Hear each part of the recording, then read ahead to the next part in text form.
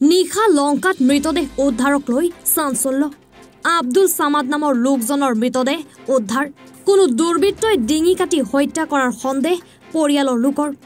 কিছুদিন পূৰ্বে জেললৈ যাবলগীয়া হৈছিল সামাদ চক্ৰান্তৰ বলি হৈ সামাদ জেললৈ যাবলগীয়া হোৱা বুলি পৰিয়ালৰ অভিযোগ এটা চক্ৰই সামাদক হত্যা কৰা বুলি পৰিয়ালৰ অভিযোগ পুনৰবাৰ জনাইছো নিশা লংকাত মৃতদেহ উদ্ধাৰক লৈ তীব্ৰ চাঞ্চল্যৰ সৃষ্টি হৈছে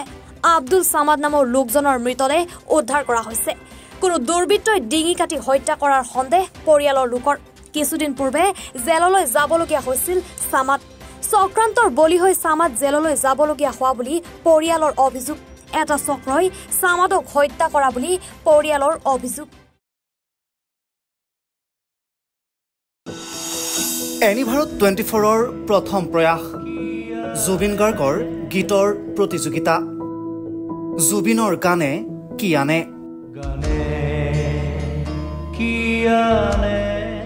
অডিশ্যনৰ বাবে যোগাযোগ কৰক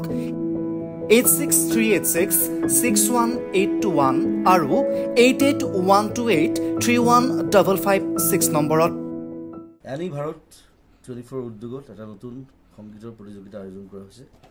য'ত মোৰ গানৰ প্ৰতিযোগিতা হ'ব আপোনালোকে তাত প্ৰতিযোগী হিচাপে আহিবলৈ পাৰিব